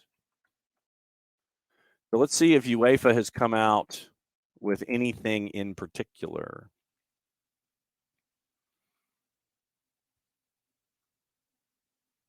Vinicius Jr. saying racism is normal. Back in February, new complaint was filed in March. There is no Alexander Seferin-based quote in a quick search about everything going on with racism in UEFA. No immediate comment out of UEFA. Will, I know we have our problems in this country, but this far out in the open, I've never seen or heard that before, at least not in this century. Golasso. They haven't done anything. Ultras do racist hand gestures. They buy tickets, so they don't do anything.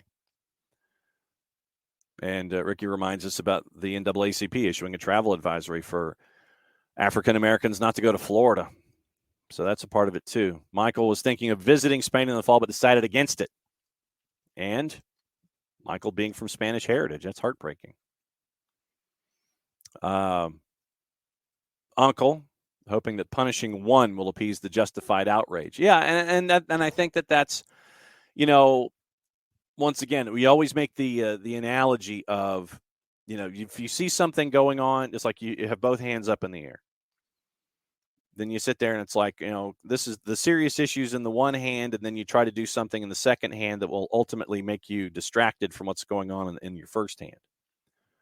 So this is, and we say this, sadly, we say this every single time,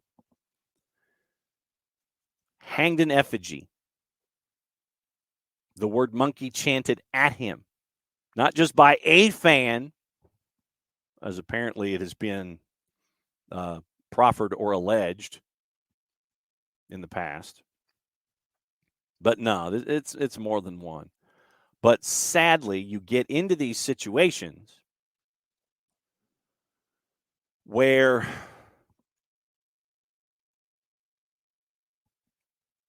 to make a statement, to make a stand, see, hey, look what we did. We found somebody. I mean, this goes back to, every single time it seems that we have these kinds of discussions. It's like they find someone. We found a supporter. Toronto FC has found 4 supporters that were involved in the fighting with the CF Montreal fans. They found 4, but we still don't know, at least it hasn't been made public, at least to my knowledge, still don't know about the dude that threw the megaphone at Mark Anthony Kaye. Sure, we know that 4 fans have been banned from soccer events by Maple Leaf Sports and Entertainment for the fighting that went on up in the stands. But the dude that threw the megaphone at Mark Anthony Kaye, haven't heard a word. Oh, he just threw a megaphone. He just threw something. You threw something at a player. I've heard nothing. Obviously, Twitch Pitch, what you're really good at is finding the information with some of our intrepid investigators. If something has happened with Megaphone Guy, let me know, because I have heard nothing. You find that fan. You find a couple of fans. You ban those fans. Frankly, when you come into a situation like this, it's like, okay, we found somebody. Ooh, great, you found somebody. Obviously, that cures the issue. It's like it's Kevin Bacon on the sidewalk at the end of Animal House. Stay calm, all as well, waving his hands in the air. When in fact, it's far from it, because DePasto Oldsmobile and the Food King's being looted. The streets are on fire. But no, everything's fine. Stay calm, all as well. So, yeah. So we got that this morning. So I guess that makes what? Tabas Dean Wormer, maybe? Just a thought. Yeah. Punishing one to appease the justified outrage. We got him. We got the person. We got the one who's responsible. We found somebody on film, tape, on the video cameras. Found somebody on video. No, until you break it all down. And I think that literally playing in an empty stadium, if you're Valencia, I mean, at this rate, hell, half of La Liga would be playing in empty stadia with all this stuff, with everything that's been going on with Vinicius Jr. Frankly, they should. That's just me. I don't think you get any ticket revenue. I don't think you should get any TV revenue. I don't think you should be getting anything. Yeah, your game's going to be on TV in an empty house, but you don't get any of the benefits of it. I still will wonder in these cases and in these situations how you're going to, I mean, the band is marching into the wall, Hacho. I mean, that's basically it. You've taken the dude at the front, and you've taken the scepter, you've pointed to the left, and everybody's marching down the alley. That's what you want to do. You're creating all this chaos. But no, everything's fine. Everything's fine. Everything's absolutely fine. Yeah, I mean, yeah, Serie A does a ton of fascist gestures. I mean, we could legitimately, the next time that Nick is on the show, we could get into stupidity down here and discuss that with Nick and get into the political overtones and all of that because, Golasso, it is structural racism and microaggression. It's hours of explaining. I mean, honestly, we probably could do a geopolitical special just to kind of let everybody know, just to kind of pull back the curtain in Italy, just to kind of give an idea as to how it all lays itself out. We probably should at some point. Here's what I will propose. Once we come up with some kind of an answer on Vinicius Jr., what I'd like to do is put Nick on notice, is have Nick explain Italy as a part of the greater picture. And so it'll be a larger discussion and a longer discussion about all of these things. So I think it's something that we probably should understand the point of where other nations are when it comes to their fans and their ultras and those kinds of things. Jarrett can discuss Scotland. Nick could come on and discuss Italy. So that would give us, two countries in the European theater, and we can kind of break down what's going on. David, if you've analyzed all the footage and that's all you got, you need to invest in more security or fan cameras, or you've got to have what we always refer to as the want to analyze the footage instead of sitting there and pointing at it and going, oh, there's somebody. We found him. You make an example of someone, but that's the only person that you make the example of. And then you know that season ticket, if somebody's on a waiting list, that season ticket's going to get snapped up in short order. Will, it's it feels like an even step beyond like the entirety of Citi Field chanting racist things at Ronald Acuna bad. Abby was a piece of good news. Friday they had a really cool thing at Mercedes-Benz Stadium. The Falcons were hosting flag football, like a flag football extravaganza. That's a growth of the sport where you had a combine for high school players to be paired with D1, D2, D3, National Junior College, NAIA schools that have flag football as their programs.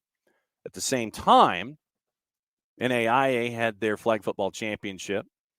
Third-time champ Ottawa University was there. So very cool stuff at Mercedes-Benz.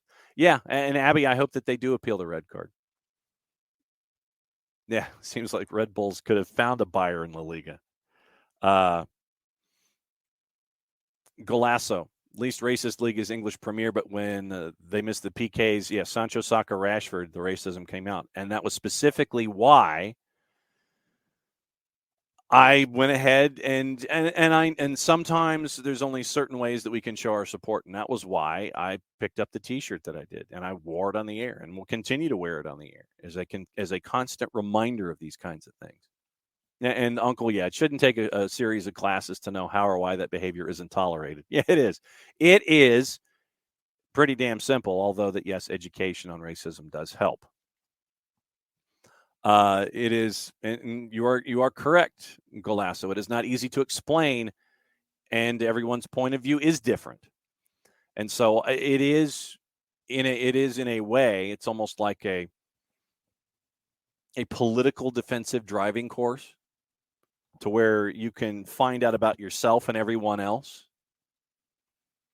So you get to know where you're coming from, and you also get to find out where everybody else is coming from. Yeah, and so it's based on race and native country. Conversation going back and forth with Golasso and Uncle about Van Zier wanting to learn. And Uncle's opinion, if Van Zier felt differently, he'd have apologized immediately, not after the training. Yeah, Hutcho. Round up the usual, where La Liga is concerned. Round up the usual suspects. Golasso, U.S. is years ahead because of our racial population, force us to review this stuff, but we're still evolving. Disney incorporating all races into Star Wars movies, Little Mermaid, etc. Yeah, and Danny Alves eating the banana that was thrown at him. Absolutely. And Will, where any not just, I guess, the modern example of Valencia. Will, screw it. Have them play exclusively away games and have the away section be empty or filled in by more home fans. I'm for it. Absolutely. Yeah, and Will, if both teams have done a stupid empty stadium, way far away, way far away, go to a neutral site and play it legitimately. And you know what you could do? Both teams done a stupid. You play in an empty stadium in a city that doesn't have a team, and you let those folks in for free. You play in a small town someplace in a really cute venue, lower division, have both teams that are having a stupid, and the revenue stays there in that town. Revenue stays at home. Or play in the States. Yeah. Yeah, but you got to have the want to do it. That's the big thing. Yeah, so that's where we are. Obviously, in today's round of stupidity down here, that's where we are. And Hutch, see? Oh, there you go. I like that. Charge and donate the proceeds to one of the equality-based groups. Do something like that. And Will, yeah, so have them play at Joe Davis. Exactly right. Have them play at Joe Davis. Absolutely. You get an Atletico Madrid Valladolid match at Joe Davis Stadium in Huntsville, Alabama. Teams have to pay the freight. They've got to get there themselves. They're paying for everything all the way over. And the revenue stays in town and goes to equality-based groups. Do it that way. Let's see what else is going on this morning. I had a feeling that we would end up going a while. But obviously we'll see what's going on. You've got Manchester City. Thanks to Nottingham Forest, they won the Premier League for the 5th time in 6 years. They had a big celebration. Apparently, Erling Haaland and his girlfriend wore matching pajamas, and they made meals in the kitchen at the restaurant that they were all at. And Kyle Walker basically said that he effing hates Manchester United while they were all celebrating at this exclusive club. Arne Slot's representatives are set for Feyenoord talks over Spurs' interests. Rafaela Pimenta is set to meet with Feyenoord this week to discuss his future amid interest from Spurs. Gareth Southgate is expecting to name his strongest England squad possible on Wednesday, and he's going to tell his players that he wants them all to show up for duty. Looks like Spalletti is leaving Napoli. Made his decision about his exit and is going to take a sabbatical next season, according to our friends at Sky Italia. Napoli got their first title in 33 years. He had already apparently communicated his desire to leave during a meeting with President Aurelio De Laurentiis 2 weeks ago. After Napoli's win over Inter on Sunday, Spalletti said he'd already made his decision. The club would soon make the news public. He's now going to take a sabbatical, as his Napoli contract, due to expire in 2024, contains a clause saying he cannot coach another side next season if he exits the deal early. Spurs' £100,000 fine following their win over Brighton has been reduced by 40% on appeal. Spurs were fined, remember, after the FA after the benches clashed during that match when Stellini and De Zerbi went after each other. They got sent off. Spurs had been punished for failing to ensure that its technical area occupants conducted themselves in an orderly fashion and do not behave in a way which is proper. Something like that. We mentioned the Moshiri agreement. Mbappe, PSG beat Auxerre, makes it that much closer to winning the Liga title. Mbappe got a brace in that one. Auxerre, 16th place on 34 points, 1 point above the relegation zone. We talked about all the relegation and all the promotion aspects in the back page yesterday. So follow up and you can catch up on that. Napoli beat Tin-Man Inter 3-1. So you had that one. Sebastian Haller scored twice. Dortmund beat Tin-Man Augsburg 3-0 to take control of the Bundesliga race. And so, nope, I don't want it. You got it. And that's pretty much where it is when it comes to the race right now in the Bundesliga. Is it Dortmund? Is it Bayern? Is it Bayern? Is it Dortmund? Take your pick. So you've got all that going on.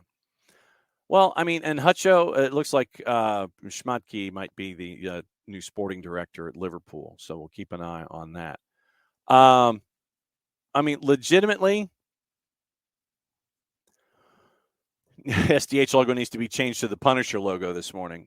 Well, there are just some mornings where we got to talk about stuff.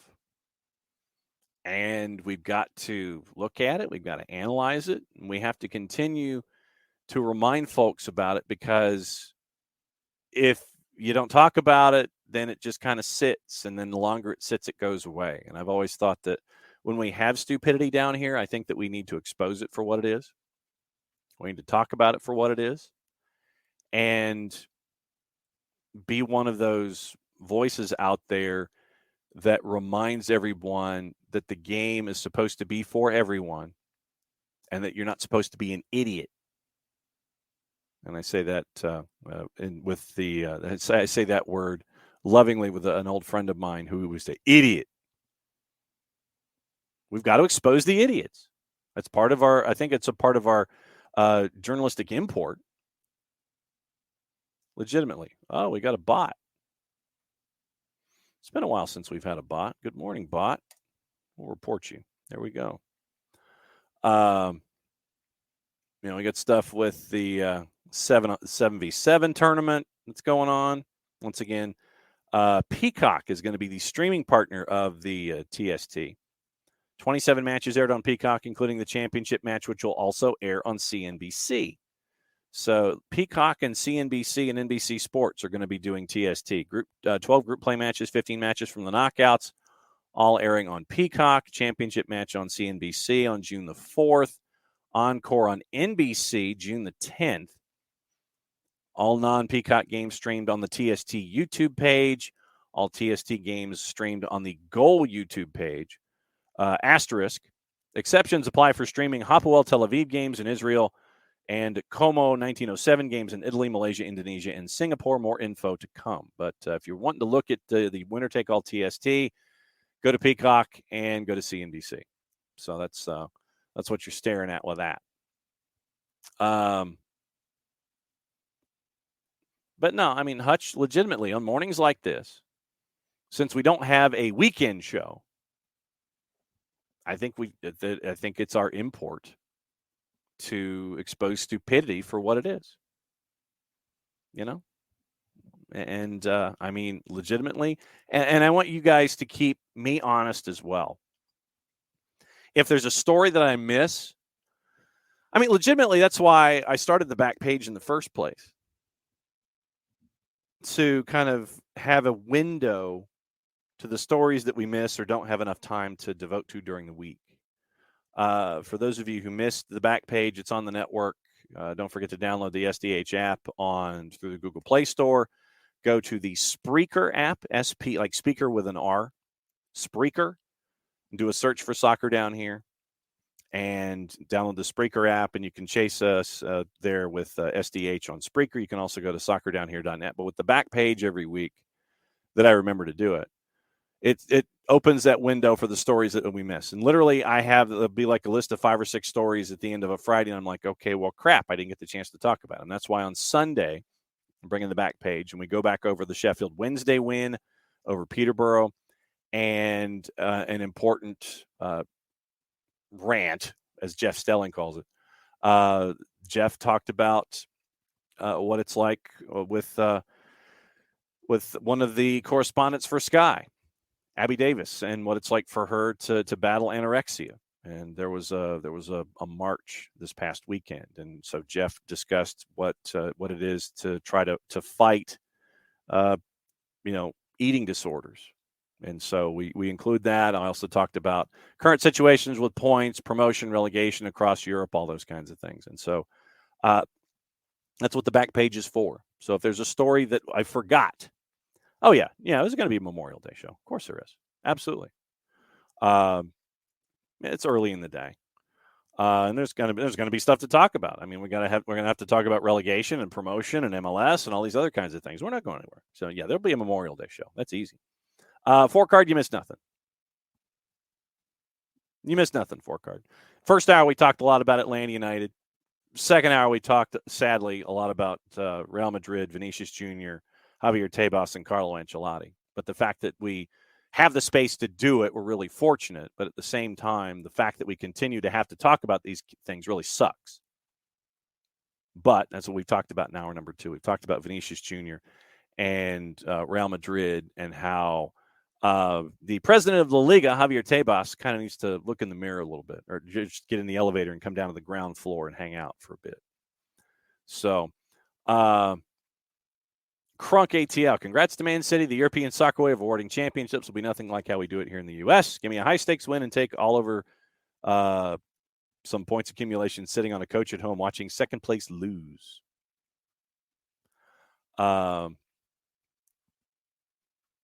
Yes, they are. It is racism down here, 4-card. Yeah, we talked a lot about racism down here and stupidity down here in hour number 2.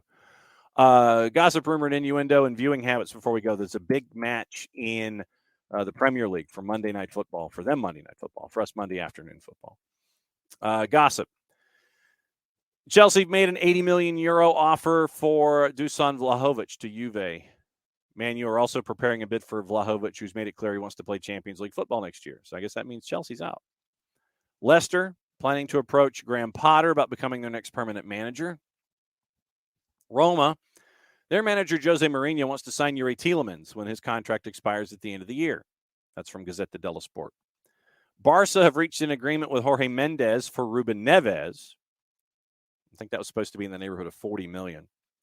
The Wolves midfielder are likely to move to the new camp as a part of a swap deal with Ansu Fati, so it may not be the full $40 million.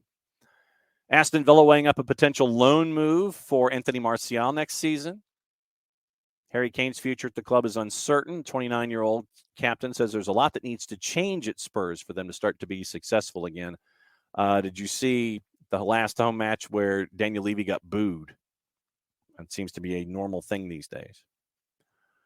Brighton, Manchester United set to compete for Sassuolo's midfielder David Fratesi. Crystal Palace keen on a move for Jefferson Lerma, out of contract with the Cherries in the offseason. Obviously, Bournemouth want to keep him. Might take a bit to try to keep him. Forest is going to try to pursue a permanent deal for on-loan keeper Dean Henderson. Keylor Navas, once again, came up big. Forest is safe. Great article on Steve Cooper out there as well.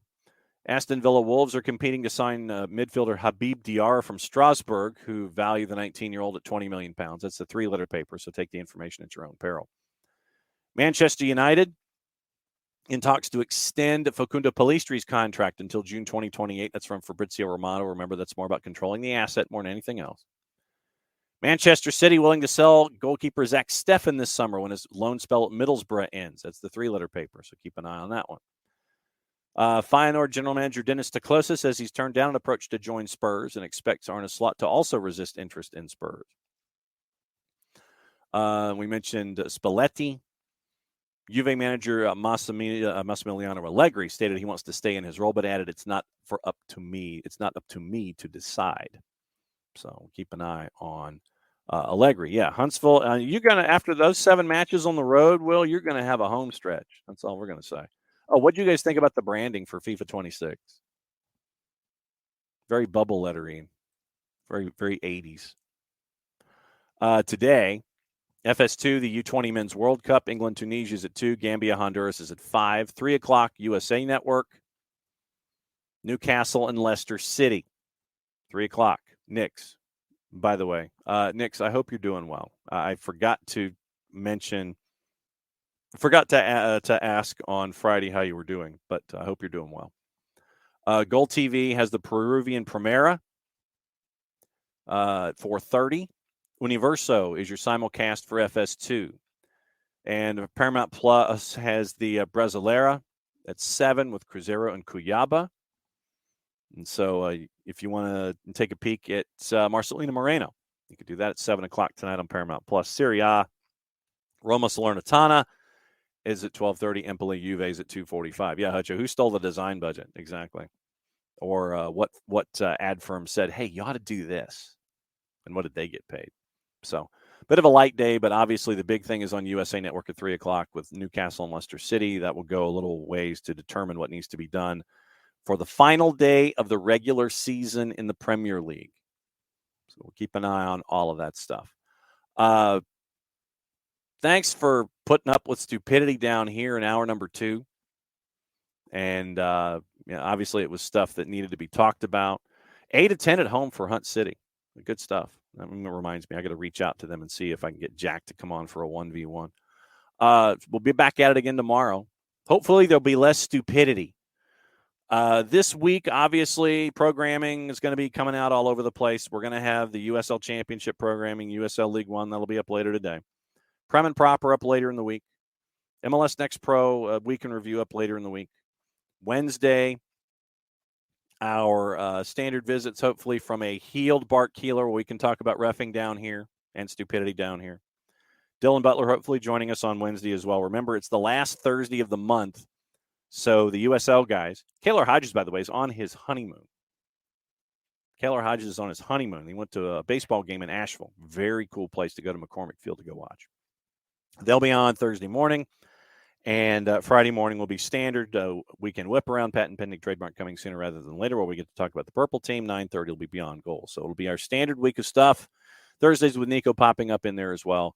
And we'll just continue to rock and roll forward. So once again, thanks to all of y'all for hanging out with us on a Monday where we get to talk about stuff. Hopefully we'll get to continue to talk about stuff again tomorrow. So for everybody here at SDH, for Jarrett, for Nick, for Jason, I'm just John. Played safe, everybody. We'll do it again Tuesday morning at 9:05. And since it's the end of the show, that means that I get to do this. Enjoy the rest of your Monday. We'll catch up with you tomorrow starting at 9:05.